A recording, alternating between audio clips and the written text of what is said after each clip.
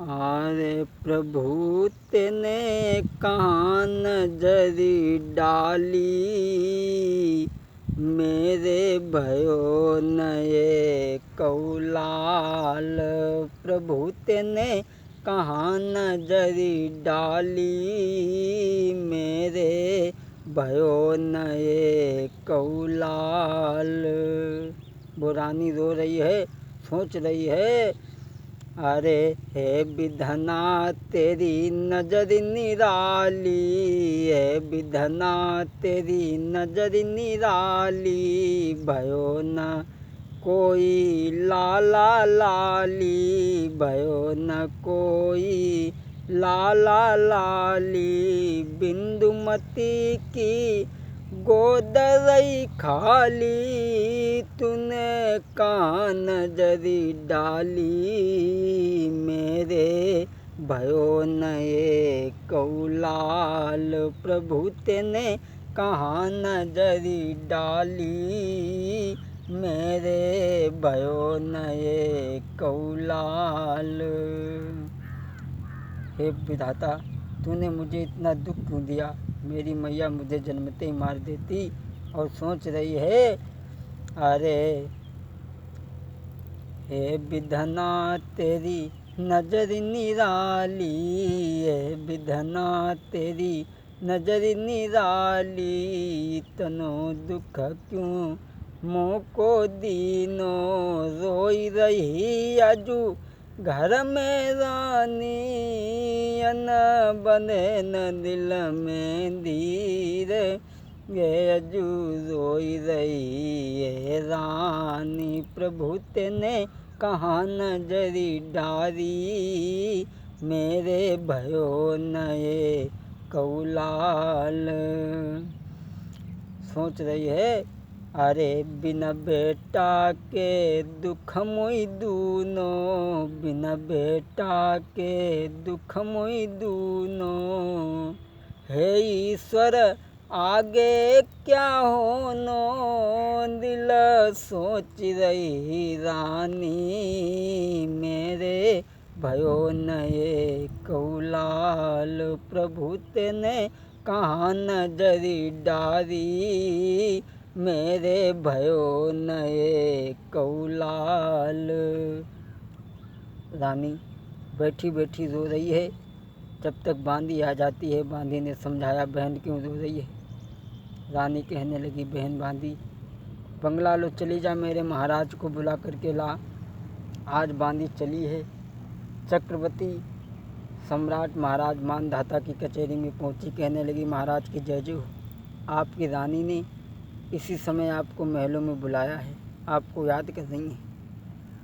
महाराज मानधाता कचहरी को बर्खास्त करके महलों में पहुंचे हैं। देखा कि रानी बैठी बैठी रो रही है। महाराज मानधाता ने समझाया, रानी अरे पागल है, क्यों रो रही है। पुत्र देना, पुत्र लेना और दे कर के भी छीन लेना, यह परमात्मा की लीला है। रानी रो कर के बोली है, पिया आरे सैया लाख भरे हुई चाई मोती, आरे राजा लाख भरे हुई चाई मोती। और बिना बेटा के इज्जत नाई होती, अरे दुखिया आंगन में रोती रोती रोती। और यशुअन से मुखड़ा धोती।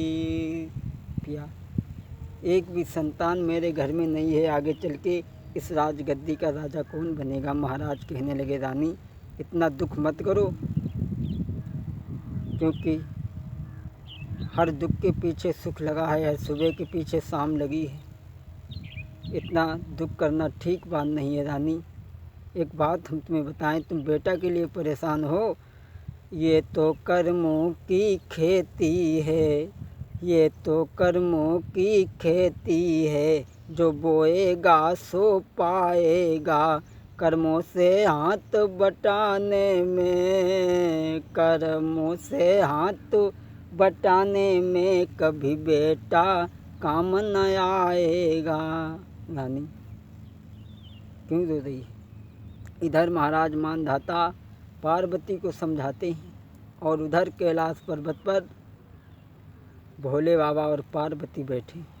पार्वती भोले बाबा से लड़के बोली, भोले बाबा एक बात हमें बताओ, कोई तो कहता है धरती शेषनाग के फन पर टिकी है, कोई कहता है गाय के सींग पर टिकी है, कोई कहता है कि धर्म के खम्भ पर टिकी है, लेकिन एक बात साजन मेरे समझ में नहीं आई। कोई कह रे शेष नाग पे तो कोई धर्म के खम्भ बताई। अरे मेरे साजन रे साजन, अरे हाथ जोड़ी कहने लगी रे कोई देव हमें बतलाई। अरे मेरे स्वामी रे।